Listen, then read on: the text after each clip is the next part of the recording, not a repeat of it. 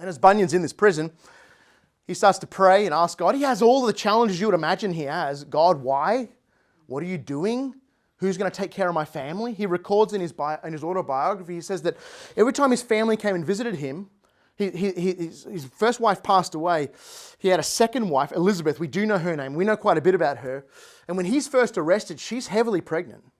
Goes into labor because of the stress and anxiety and all the emotions and hormones. And he's in labor for 5 days and then passes a stillborn child. It's a desperately horrible story. So she's got to raise these 4 children that are his first wife's. And she's got no means about her. She doesn't come from any kind of wealth or any kind of substance. She just desperately poor. And her husband's now locked up.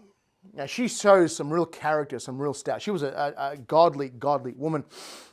And Bunyan's in prison making laces to try and at least sell them to get some food so that they could bring him some food. He lived off chicken and beef broth nearly every day while he was in prison.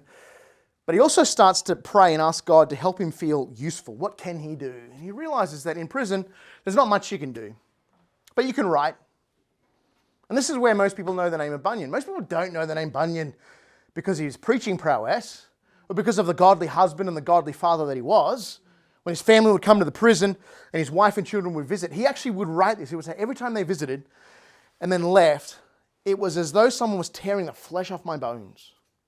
He said, every time I was reminded of my poor wife and my poor babies and me being dragged off and cloistered away in this horrible prison, it felt like I was tearing the house down around my family.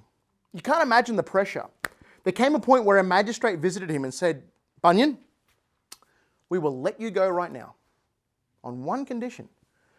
Just promise us that you won't street preach again. He said, respectfully, if you release me this afternoon, you will see me tomorrow morning at the sun rising proclaiming the gospel of Jesus Christ. There's a sense in which he could have gone free many times, but he refused to be compliant and be gagged and muzzled as a proclaimer of the gospel. Now, of course, that calls in all kinds of major ethical questions, like he's got a family to take care of and he desperately wants to be with them. Shouldn't he just give up preaching? But he realizes, of course, that writing is preaching. And as I said, this is where most of us first come across the name John Bunyan. Because of the 50 plus books he wrote, the one that most people know him of is not just Grace Abounding, his autobiography, but The Pilgrim's Progress. Easily the most read, purchased, sold, printed, published, distributed book in the English language, second only to the King James Bible, is The Pilgrim's Progress.